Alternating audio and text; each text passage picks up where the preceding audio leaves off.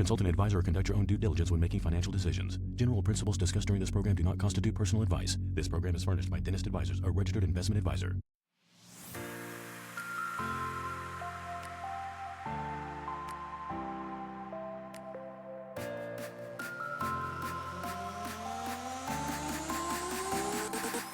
Welcome back to the Dennis Money Show, where we help dentists make smart financial decisions. I am Matt, and I'm joined here with Tay, Milk Mustache, Taylor Sutterfield. Taylor, how are you? I prefer Milk Mustache to Tay, so hopefully Milk Mustache. Okay. We're going to let the people decide. We're going to throw them both out there, and just, you don't get to choose your own nickname. So we'll let the people decide. But I think Tay and I you have to deal with Matt the Mountain Mulcock.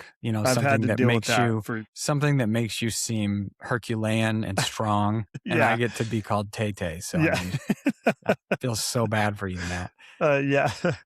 Well, I feel very sheepish about the mountain one and don't like it. So again, we don't get to pick our nicknames. So we have to admit this topic is quite selfish, Taylor, right? We got to be honest with the people. 1000%.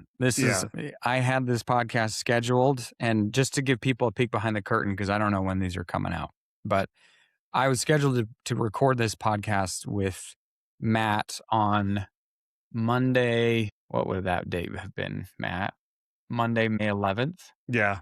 Which I is probably screwed it up and a moved day it. after, May 10th NBA lottery. So I wanted to be able to talk about a topic that would allow me to really talk about what I want to talk about, which is the NBA draft lottery. Yeah.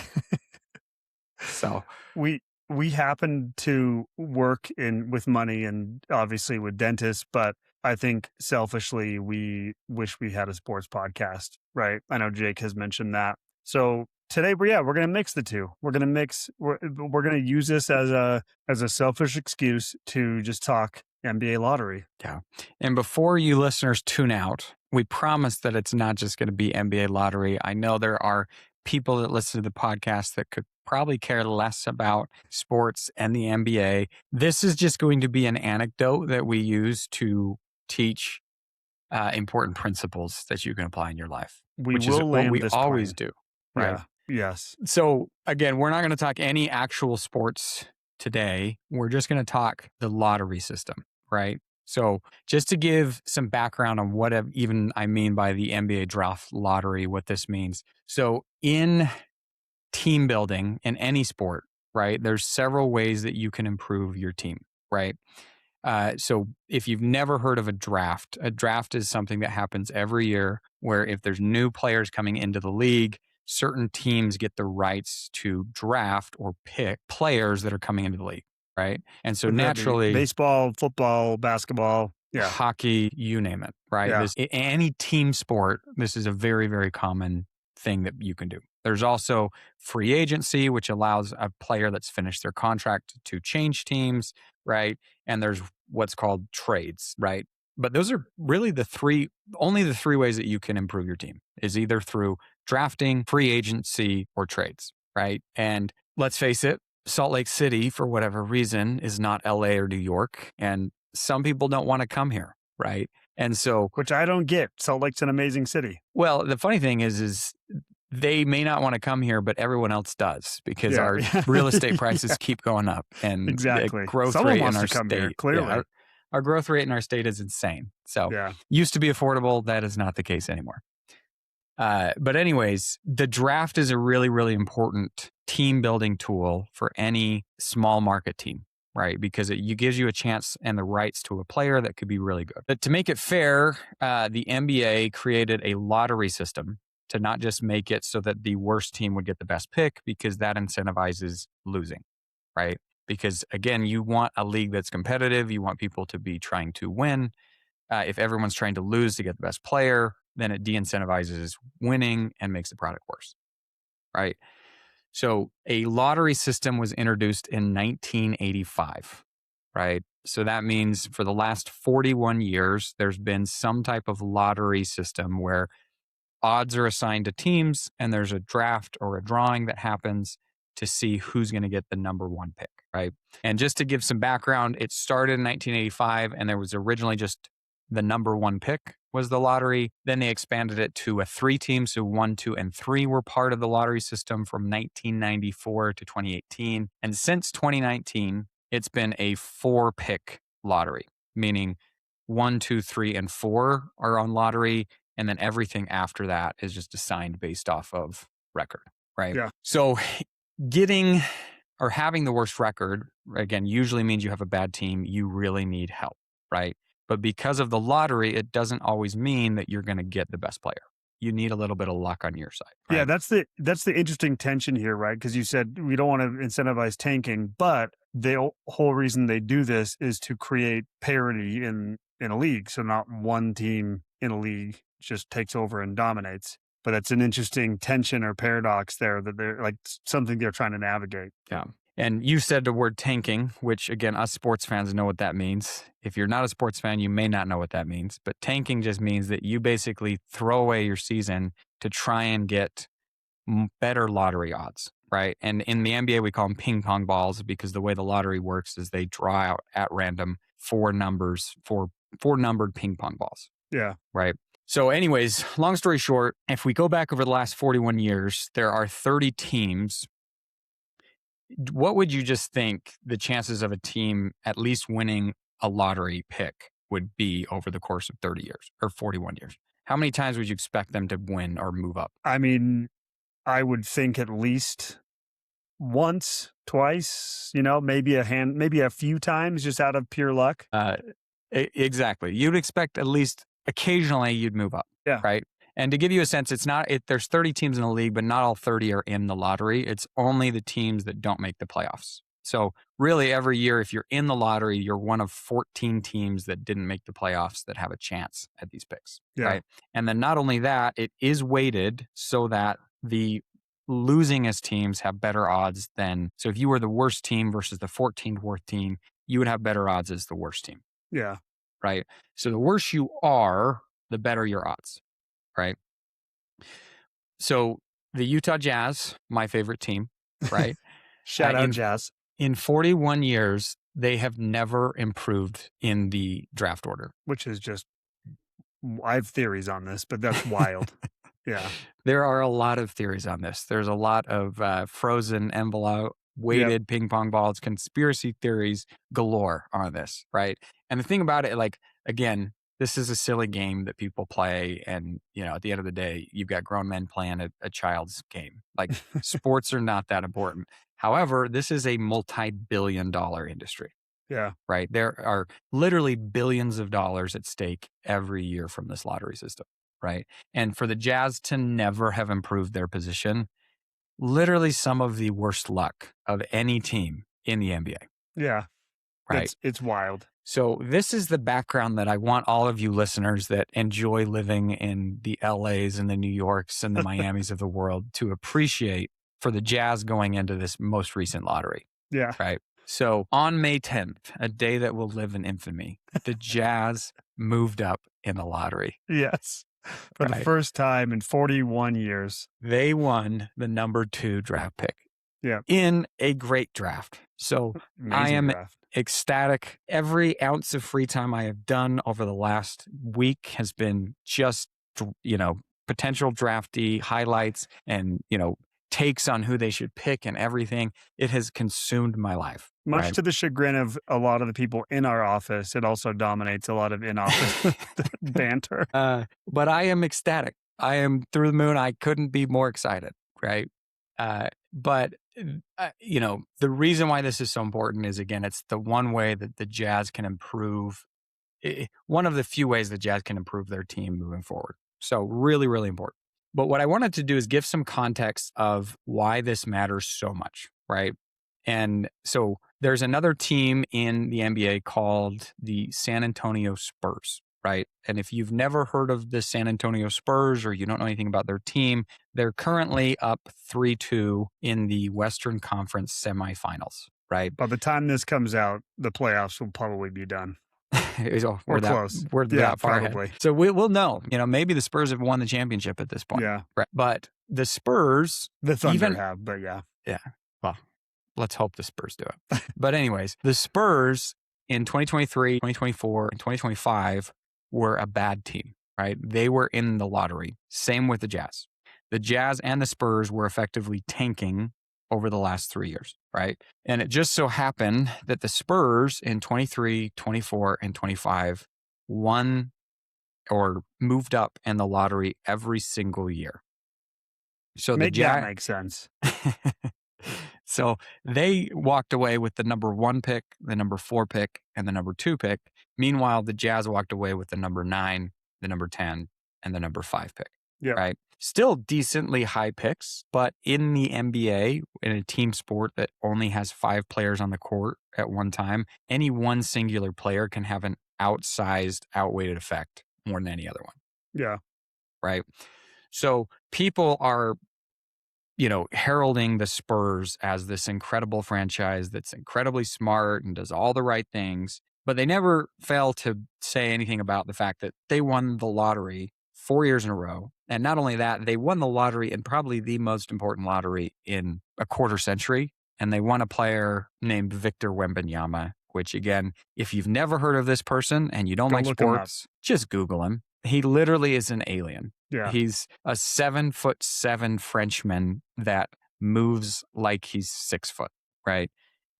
There have been this tall of players before. No one moves like he does. And it is, every time you look at him on a basketball court, it feels wrong. And it just feels odd. Right. So they not only won the lottery that year, but they've also won it in important years. And, to their credit, they've done a good job. Right. But they have had their expected average draft position during those years was 5 based on their order where they were in the draft. Their average position was 2.3. Yeah. So they improved their lottery luck by 2.67. Meanwhile, the Jazz's average expected draft position was 6, and their average draft position at that time was 8, right? So lottery luck matters, right? Luck really, really matters. In those same years that the Spurs moved up, another team called the Detroit Pistons had the best odds. They were the worst team back-to-back years, and in both years lost the lottery and moved to 5. Right? Which is a big deal. Huge deal. Right? So winning, losing, a lot of times comes down to a 4-letter word we call luck, right? Which is the principle, as much as I want to talk NBA draft lottery, and on record, the draft may have happened by the time this podcast comes out. I want Darren Peterson. Yeah. And if we do anything different besides Darren Peterson, I'm going to be upset. He's so mad. I agree. So we'll see what happens. But that's neither here nor there. What I want to talk today about specifically for Dennis and for investors in general is the role that luck plays in our lives, for better or for worse. Yeah. I love it. I think this is a critical counter, kind of other side of the coin type topic from risk. We talk a lot about risk, but we haven't talked a lot about luck. I think that's a great setup. As selfish as it may be, Taylor, for us to want to just sit here and commiserate about the Jazz's bad luck, I really do think it's a great setup for this discussion around how luck playing a role in career success, in the ability to build wealth, to be a successful investor. It's a big deal for sure. Yeah. And just so that we can have different anecdotes, not from the sports world, we wanted to share another anecdote we'll call from the nerd world, which I'm also a part of. Right. And we want to talk a little bit about a guy named Bill Gates. So, Matt, ever heard of Bill Gates? I've heard of Bill Gates. I'd imagine everyone listening who may not know who Victor Wembanyama is, those people definitely know who Bill Gates is. So this story, I read this the other day in a blog that our own Jake Elm wrote, and I had never heard this story, which, again, maybe that's on me, but kind of a mind-blowing story when you think about it. So just to give some background, again, Bill Gates, probably one of the most respected, successful, billionaires of our generation, right? Yeah. We can attribute a lot of success to his own efforts, right? But at the same time, there's a pretty wild story about just his background growing up that I don't think gets mentioned as often as the success does, right? So just to give some background, in 1968, and this is when Bill Gates was coming up, school age, 13-year-old boy, 0.01% of high school kids in the world had access to a computer. 0.01%. Yeah. Insane. 0.01% had access to a computer when he's grown up. But when he turned 13, right, his upper class background, private education landed him in a school called Lakeside School. And as it turned out, this specific school in the suburbs of Seattle was the only school in America that had a computer. Wild. Right. And so during the formative time of his life, he and his friend Paul Allen, ever heard of him? Right. They were able to use a computer whenever they pleased. And at the time, most colleges didn't have access to this technology. So had Bill Gates lived even Anywhere in a else. different suburb in Seattle, he probably wouldn't be Bill Gates. Yeah. Right. It would be some other name that took his spot. Right. Now, again, Bill Gates may have had the, aptitude and fortitude to be able to be successful, but it stands to reason he would not be Bill Gates as we know him today without had that he opportunity. just lived in a different suburb of Seattle. Yeah, that's a great point. Which is insane to think about. Yeah. Because again, when we see people this successful, the Elon Musks, the Jeff Bezos, the Bill Gates, a lot of times we just think, man, they must be just this superhuman that was born different. Yeah. Right. But in most instances, there's probably a lot of luck that was involved in that happening. Yeah. Yeah. And I think as a general rule of life, speaking of that, like when you're from the outside looking in, it's probably better to try to emulate the inputs they had control over. So like looking at Bill Gates or whomever and saying like, oh man, I want to emulate their, like you said, their resilience, their fortitude, the effort. It's like, those are the lessons you should be focused on. Because it kind of feels weird being like, oh, they were just lucky. But then when it comes to your own success, I think a good general rule is to be really open about the luck that you've had in your life. I think that's kind of like probably a fair trade-off to be making in your life and lesson to learn. Yeah, well, and this is, as I've been thinking about this and prepping for the podcast, there's two ways that you can approach luck in your own life when it happens to you. Right. And I have summarized these as attribution versus gratitude. Right. When you get lucky, right, you can either attribute it to your own doing and say, and that's when luck no longer becomes luck internally. Yeah. That's when luck becomes, well, I'm just that good. Yeah. Right. It's because of me. It's because something I did or I am that caused this to happen. Right. Versus gratitude. Right. When you are grateful when something lucky happens to you, it allows you to kind of rise above the circumstances and recognize like there are other forces at play and I just happen to be really lucky that it happened to me. Yeah. And in my experience, being grateful versus attributing the success is typically a better outcome and a better outlook on when luck does happen to you in your own life. Yeah, it's so true. And that's a choice, right? We all have control over that and you're so right. I think the default is to internalize the wins and say like, that was all because of me, and then outsource the blame and be like, well, I wasn't successful because of X, Y, or Z thing. But I think it's a really critical point of the choice you have of what credit, like where you want to place the credit. And realize the role of luck in your life. I think it's a great point you make, Taylor. Yeah. Well, and I think it really applies in investing. I think it applies in, your profession. It applies in your relationships. Like this is not a principle that only is applied to the NBA draft gods, right? And the lottery luck, right? This is something that can really be an important lesson learned and outcome that you can use in your life in almost every aspect. Yep. Right. Yeah, because totally agree. Life is a million, it's a bunch of happenstances that happen to line up. Yeah. Right. For better or worse. And how you approach those things that happen to you is, are you going to be happy and enjoy your life, or are you going to be sad and upset about things that happen in your life? Yeah. Right. Which I want to kind of circle back to something you mentioned earlier, which is the opposite side of luck. And it's the 4-letter word of risk. Right. Yep. And to spare the listeners having to hear my voice over Matt's voice, I'd love Matt to read this quote because it's a little long, right? Yeah. But Matt's got that beautiful, sultry podcast we need to voice. get Will on here. So I want to hear this from Matt. Yeah. Right? Yeah, I love this. It wraps up really succinctly what we're talking about. So it's from Morgan Housel. He says, when most people experience bad times, they consider it risk. The idea that a force outside their control influenced outcomes more than anything they did intentionally. rarely is that logic turned around, because what's the opposite of risk? Luck. And what is luck? The idea that a force outside their control influenced outcomes more than anything they did intentionally. And there are no easy answers to how to manage luck. There are so many things in life where distinguishing between sustainable momentum and temporary luck is only known with hindsight. Maybe the broadest way to protect yourself is the simplest rule that the luckier you are, the nicer you should be. That's probably the best or only way to guard against entitlement, which is the main thing that blindsides you when luck turns the other way. I love that. I want to repeat one word, the one sentence there. The luckier you are, the nicer you should be. Right. And that's probably the best or only way to guard against entitlement. Yeah. Love that. Right.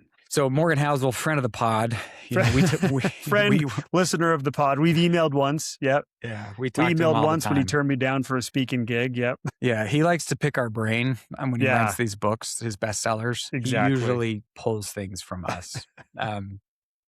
Morgan Housel, one of the great financial minds, I would say, out there. So if you haven't heard his stuff, please go read it. I mean, he's got just some incredible books on finances and life in general, but just a powerful quote that really makes you think about, go back and think about your own life and like ways that you were lucky, and how did you choose attribution or did you choose gratitude when those things happen? Yeah. Or to use the word that Morgan Housel uses, which is entitlement. You choose entitlement or you choose gratitude. And that truly is a choice to you. Yeah. Like you have control over that. Yeah. And I think, again, the reason why I use attribution is entitlement. We all hate that word, right? No one wants to feel entitled, right? But what leads to entitlement? It's when you attribute your success to your own doing and not other things, right? You become entitled because, it was me. I did this. It's kind of that look at me mentality. And I wanted to now, try and land the plane, right, as we say, and bring this full circle into this attribution versus gratitude when it comes to your investing, right? So a lot of times in the news, we hear a lot of stories of what I would deem luck, right? They would call them stories of success, and I would call them stories of luck. Yeah. And I think that these are probably the most dangerous stories that get published all the time. Totally agree. Because when you read these stories of luck, you immediately kind of attribute it to that person knowing something or figuring something out. And then we naturally think, well, I'm smart. I can do that. Yeah. Let's replicate this, right? And I don't care what it is. Let's insert Apple, Tesla, cryptocurrency, NVIDIA, Beanie Babies, you name it. Oh, Beanie Babies, yeah. The idea is I put money in 20 years ago and look at this meteoric rise, right? So my question for you, Matt, is like, if that happens to somebody, right, what are the risks if they choose to attribute it to their own knowledge or something that they did? What are the pitfalls that you've seen in your career? Oh, man. Yeah, I think one of the greatest risks to long-term investing success is tricking yourself that luck was skill. And I think with time, we tend to do that. We tend to look back and with rose-colored glasses think you mix up this idea or conflate the outcome with the proper process and decision. And so that can lead to a lifetime of not only being broke, but being miserable if you start to think that every outcome was attributed to you just knowing that I knew that was going to happen. And that early success or that early luck leads to a lot of poor decisions. And I think the biggest risk oftentimes with early success is that usually if you believe that later in life, you've got more at stake. You've got more money at stake. You've got less time to recover from big mistakes. So I've always said this. I think early success with a poor decision, like picking a stock and then making yourself think you had the answer the whole time, I think that is one of the greatest risks to overall long-term wealth. Oh, 1000%. It's that desire. Again, I have found some of the pitfalls are like, because you had that success, it's that rose-colored glasses that you mentioned of like, you focus on your success, but you ignore the larger picture, and you fail to mention the losses you had. Yep. You fail to mention the picks that you made that didn't work out. Yeah. Right. And we attribute that, well, that's because of this and that's because of something else. But the one that won, that's because I knew what was up. Yeah. Right. But the other ones are someone else's. When you choose attribution, you attribute the good to yourself and you attribute the bad to someone else. Yeah, exactly. Right? Well, and you see this too, Taylor, with people. There's endless amount of people out there. We see it all the time trying to predict clout chasing, attention grabbing, whatever, saying, oh, this time is different. The market's going to crash. Like, I've been hearing this since the beginning of my career. There's very well-known people out there that do this. And that's kind of the same thing that you're talking about here is they're going to keep repeating it. Eventually they'll be right. If I keep saying it's going to rain tomorrow, eventually it'll be right. What often will happen at those situations is then they'll try to claim that they knew it was happening this whole time, that they'll forget that 99% of the times they were wrong to focus on the 1% that they were right and put all the attention on that. And because we live in such a noisy world, it works a lot of times. I can't even tell you how many times I see like, oh, this is the guy who predicted 08, 09. It's like, no, they didn't. But because they did it over and over and over again, the one time they were right gets all the attention. Yeah. And you can see this, again, these are numbers from professional investors, but I pulled up, what we're describing here is like stock picking, right? We're describing you feeling like I know which stock. I read a Reddit blog or watched a YouTube video and somebody sounded smart and I put money in this thing and it ended up working out. But if you look at like the sustained success of portfolio active managers over a 5-year period, about 70 to 80% of large cap managers fail to outperform a benchmark just over 5 years, right? So you've got maybe a 30% chance of picking the right amount of stocks to put in, right? Over 10 years, that number drops to around 81 to 90%. 15 years, more than 90% of active managers perform. 20 years, 96% underperform. And at 30 years, less than 1%. Which is wild. Right? Yeah. Which is insane. Like, why would you take those odds, right? It doesn't make any sense, but we see it time and time again, right? Yeah. We see people doing this and they take bets on things. And again, what I would caution is like, if you want to do it, great, do it.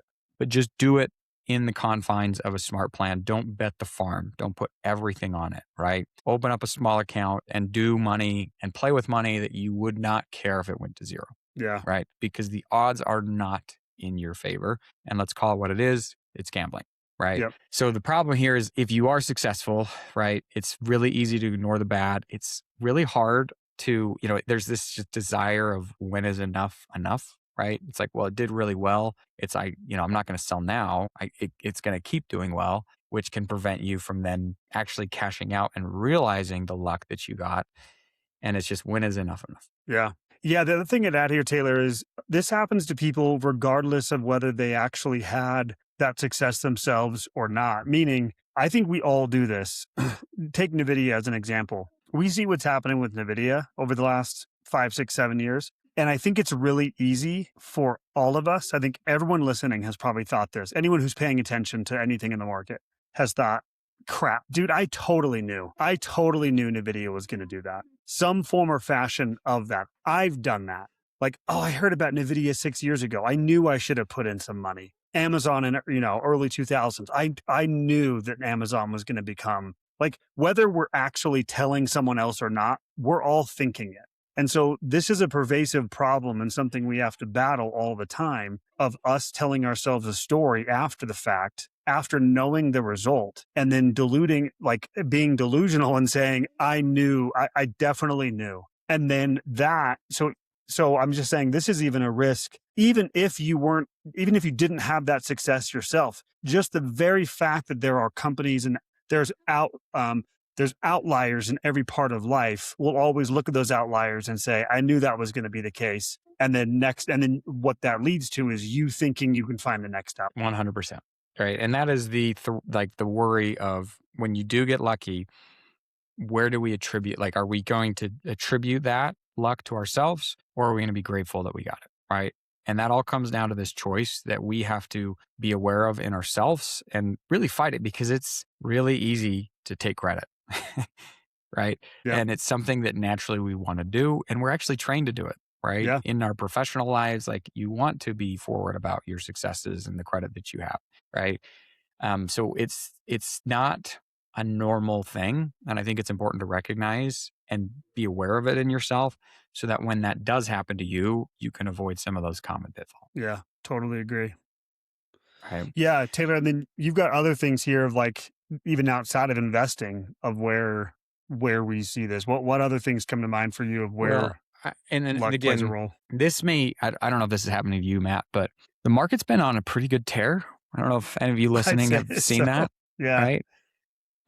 And just to put some background on things, you know, I graduated with my master's in accounting. Again, I say that because, people listening, my one joke I tell all my clients, I have a master's in not having a personality. So I love the numbers. I love these sides of things, but I graduated in 2018 and I started working in the financial planning industry.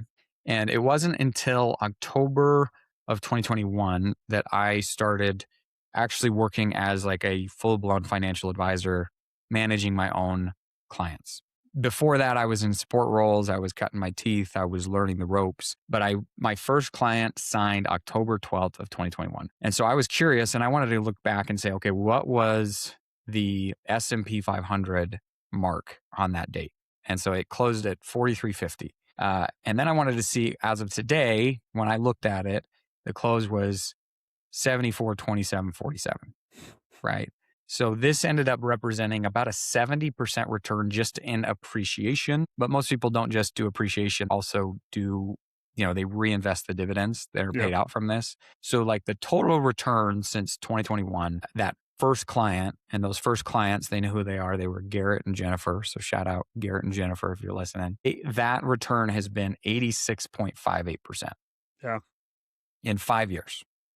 Right. And if you don't know, that's pretty good. That's not bad. It's not a bad return. And that is just the first time like my first client signed up. Right. And I started bringing on more and more clients and have built. And again, just for context, I now have about 140 clients. Right. But through the years, right, there was a time I started October 2021. Do you remember what the market did in 2022? 2022, we've had I believe 2022 was a negative year. Yep. It was a down. I don't remember exactly, but it was the last down year we've had because then we've had a 20% plus gain since each year. Yep. Last down year we've had in a while, right? Yeah. It was in 2022. So I was bringing on my first clients, building, my client base. And at the worst point of 2022, the market was actually down below 3,500. And now we're up to 74. I think it was down like 18% at one point. Yeah. For the year. Yeah. So I have quite a few clients that since they've worked with me, the market and their investments have doubled. Yeah. Right. In a very relatively short span. Yep. Right. And it's almost gotten to the point where, again, I feel really lucky because I look at the numbers and I'm like, man, I could have started my career at another point. And it's really, really, it's really easy when you get on a call with a client and you say, hey, we anticipate the market's going to average 10 and it does 25 for the year, right? It really it's instant gratification for my clients of like, man, Taylor's underselling himself. He said I was going to do 10. I just did 25 and I did this 3 years in a row and the market's crazy. And I've had some clients that have been like really gotten the vision and they're just like wanting to put money in the market and they're just putting in money hand over fist in the market, which that is honestly. Because you've got diamond hands, as they say, clearly. Yeah. Because what I'm doing is I am affecting these returns. Yeah. But it's happened, I've seen this and I've seen this happen in my clients' lives. I've seen some people really catch the vision and get really excited, and they should. Like long term, this is what they should be doing. But I've also seen the opposite side of the coin where I've had some people who have had money on the sidelines in emergency funds, in business liquidity, that those dollars have missed out on some of this growth, right? And they have, for example, I was talking to someone just yesterday and they have about $400,000 of excess cash above and beyond their personal liquidity and business needs. The reason why they have this is they're hoping to buy a home in the next 6 to 12 months. And they're like, well, why shouldn't I just put it in the market? We just did 25% returns. And they're like, if I put this in the market, I could have another 100,000 by the time I go do this house. Yeah. Right. And I'm seeing this a lot. right? Especially because of recency bias and just the time period that I've started my career and advising clients where the market has just been really, really good year over year over year. Yep. And I feel like it's really important to help clients understand and people, listeners out there that like, these are the good years and we need them, but they're not, you can't depend on this year over year. Yeah. Right. And we can't make decisions because we've gotten lucky. Yeah. Right. Just because we've got 400,000 and we could potentially have $100,000 in growth if there's a 25% return, we forget the opposite, which is, well, what's the risk that the market drops 20%? Yeah. Right. And suddenly when you need a $500,000 down payment on your $2.5 million home, which they're trying to do, right? We've suddenly lost 100,000. Yeah. Exactly. And it's what we can come back to, Taylor, earlier, of a sound decision versus a specific outcome, either good or bad. Those are two very, very different things. And so I think, again, a theme of this discussion is let's not conflate a sound process-driven systematic decision, which was what we focus on, with whatever the outcome comes out to be. So your client in particular that's saying, well, look what the outcome has been the last 3 years. Like, why don't I just keep doing this? We would never, ever advocate for someone to put cash in any investment, whether that be public, private, or real estate, but we deal a lot in the public markets. We would never advocate for somebody with a short-term timeline of 2 years or less to bank on truly luck of like this just continuing to go. That is not a sound decision. Even if we had another double-digit year this year, which right now looks like we're going to, but even if we did, it still wouldn't be a good decision. No. And that's the problem is like, we tell stories because we want to educate people, right? And stories help us as humans like understand and conceptualize life and things that are happening around us. Yeah. And when it comes to the market, the story we tell is if you put money into the market, you're going to average 10%. Right. And so a lot of times people hear that and they think, well, if I put the money in, I'm going to get a 10%. Yeah. Right. And we say, well, that's a long-term average. Right. But again, I don't know if people ever actually look at, the actual long-term, how even a 10 to 10-year period, how incredibly different they can be. Yeah. Right. Or even 20-year periods, how incredibly different those periods can be. And a lot of it is just luck. Yeah. Right. Like, we're now like hits on YouTube. I don't know if any of you listeners know that, but we've been like and subscribe. We have been, we have been posting these podcasts on YouTube. So we've been told that we can now share our screen to show some graphs. So yes. I'm going to talk through this for the listeners, but if there are, the tens of people out there watching us on YouTube, the dozens, you'll be able to actually see these graphs. Okay. Are you seeing this, Matt? Am I doing this correctly? YouTube? I do see it. Yep. Okay. So I just want to show up the S&P 500 returns by decade, right? So if we go back to the 1920s and we just take the 20s, 30s, 40s, 50s, so on and so forth through the 2020s, it kind of highlights the average return annually by decade, right? Spoiler alert, right? Like we said, the average annual return since 1920 has been 9.9%, or about 10% return. But if you look back, again, people on YouTube are seeing this. For those that aren't, Matt, how many times did the market actually get a 10% return during a decade? Never. Zero. Never. There's never been a decade where it actually got a 10% return. For a 10-year period, which is wild, yeah. You just don't see it. So when we say you're going to get a 10% average annual return, it doesn't mean over 10 years, you're even going to get a 10% return, yep. Right? If we go back, what were the 2020s? The roaring 20s, we got over 18% per year for the 10-year period, which is wild. For the 1920s, but what about the 2020s? Oh, the 2020s, 14 and a half. 14 and a half, 2010s. 13, just under 14. Right? So we're crushing it, right? We're in this new normal, right? Oh, look at that. We're going to do even better than 10%. Well, what was the 2000s? Lost decade. We had a negative 1% return. So Matt, you're way older than I am. So you probably were like working during this time. I was not. I was graduating high school, going into college during that time, during the the great financial crisis that happened while I was in college. But I have a similar, because we've had 20 years basically since the 2010s, similar experience to you. There were, I started my career in this industry, started it in 13. So 2013 is when I started. So you were like just after that 2012 dip again, 2013 dip. So you really were like, from a return perspective, really favorable. Very favorable. People investing with Matt Mulcock doing a great job. Yeah. So, but it's interesting. I had very similar experiences, and even worse so, right? Because in 2013, when I started my career at Fidelity, the remnants and the history was so fresh from 0809, very, very fresh. And so I was at Fidelity for 5 years, and for a good portion of that career at Fidelity, I talked to countless people who were sitting on the sideline waiting because they were so fearful, and they still had this fresh memory of 0809, and the impact that has. I don't know any of those people anymore. I haven't followed up on them, but thinking now, how long are you going to wait?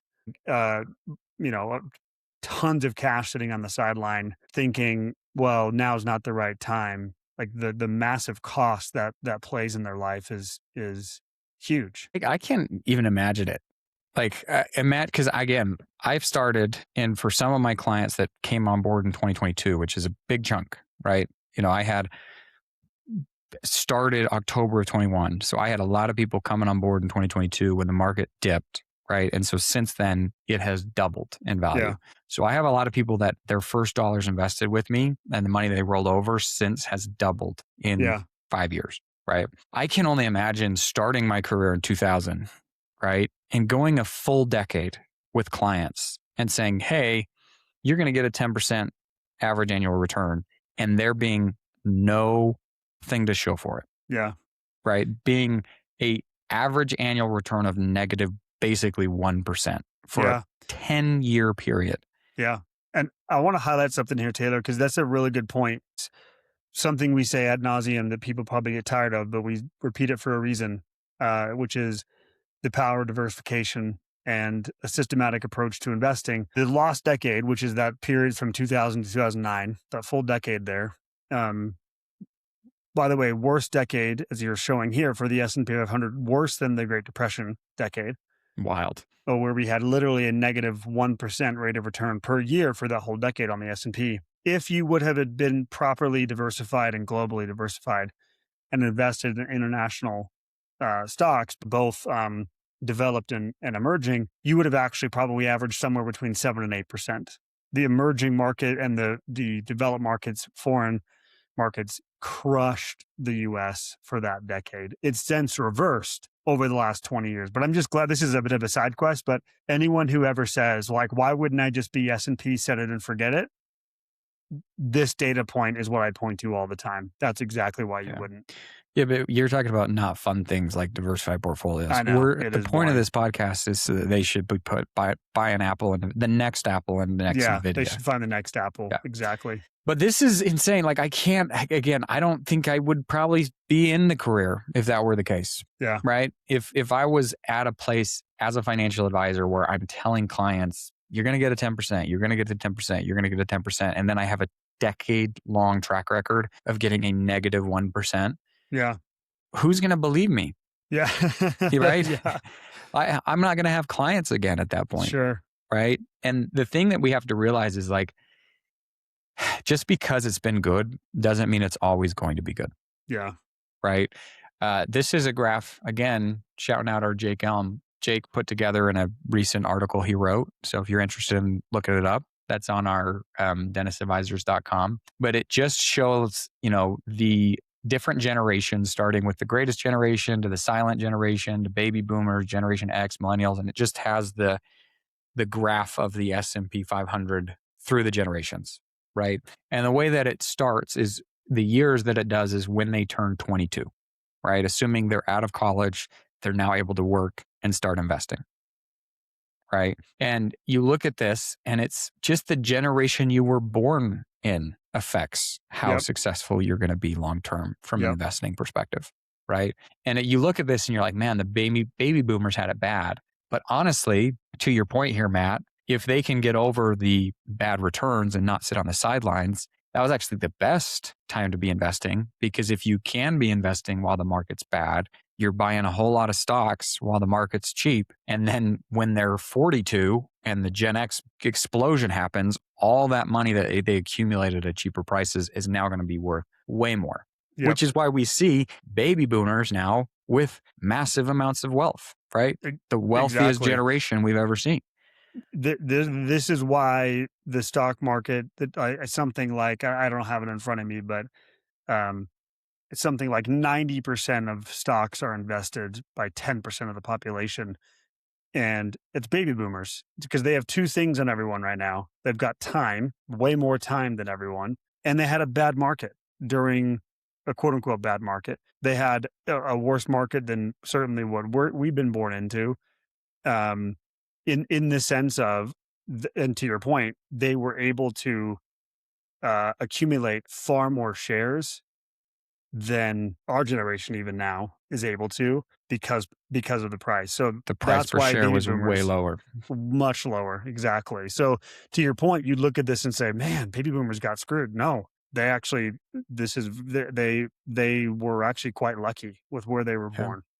And you could say, well, we're actually unlucky because we're having such amazing returns right now for us. But look at Gen X. They haven't experienced, relatively, basically, if you look at Gen X and millennials, like their whole working careers, it's done nothing but continue to go up and up and up and up. Right. Yep. So that's the problem, is we don't know. We don't know what the future holds. We kind of need some luck. Yeah.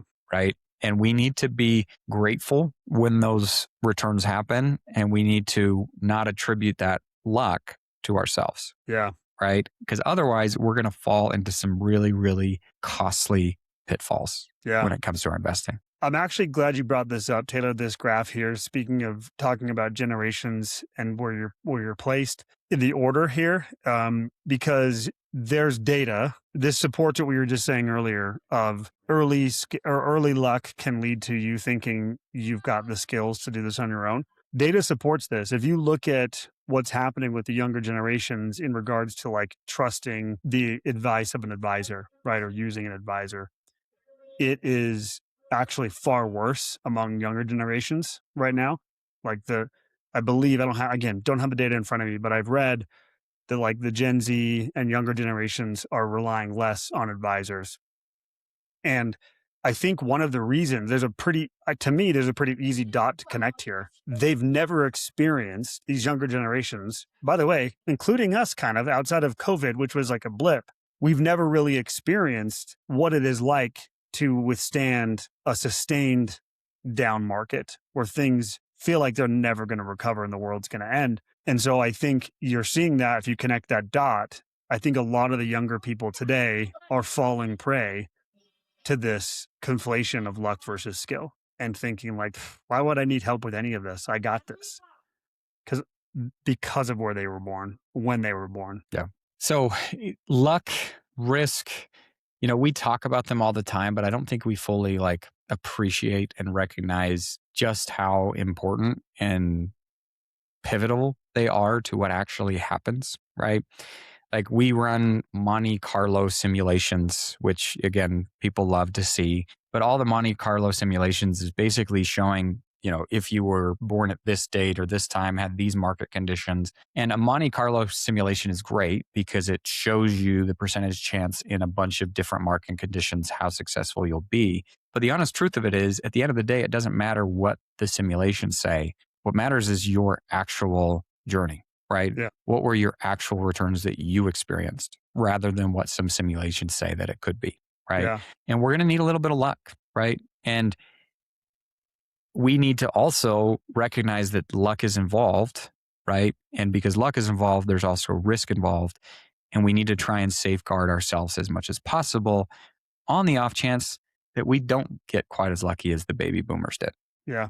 Yeah. Right? So true. That we may have great returns early on when we're just starting, and we may have a decade in our 40s and 50s, like 2000s, where the market's pretty stagnant. And that's really going to hurt. Yeah. Right.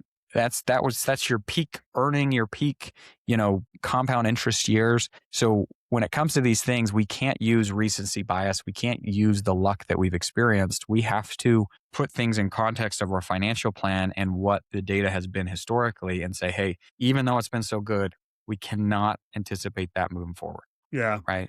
It's a great point, Taylor. And it's, again, counterintuitive.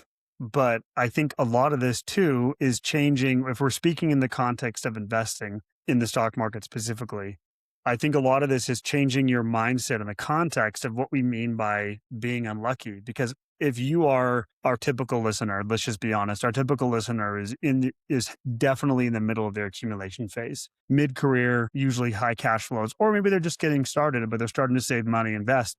They're building a career though. They've got decades in front of them. The counterintuitive piece of this is having better luck would be actually having a stretch of bad markets. That would actually be luckier than what we're facing right now. Like if you're 40 and you're a net saver, what's been happening over the last couple of years, is not as lucky in my mind. And what data would show is if we have a sustained stretch of 2 or 3 years of like a flat market or even a negative market. If you have strong cash flows, you would prefer that to accumulate as many shares as possible over the next 10, 20, 30 years. So again, that's counterintuitive, but people feel lucky right now when it's like, depending on where you are, depending on where you sit, yes. But for net accumulators, I'm not so sure it's all that lucky right now. Yeah. And just bringing this back to the lottery, right? Risk and luck are two sides of the same coin.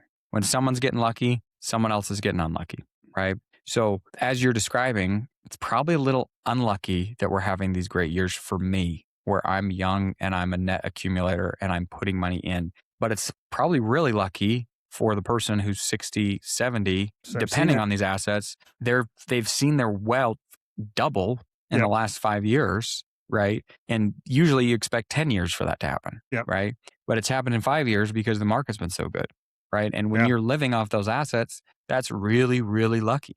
Right. For sure. Now, you might hear that again. The big caution here I want to make sure we highlight is like, well, if you want it to be the worst, like this doesn't mean sit on the sideline, don't put your money in the market. No, right? No. We need these returns. Like it's still good that you're getting these returns, even if they're early. Because the inverse is it's sitting in cash and you didn't get any of the return.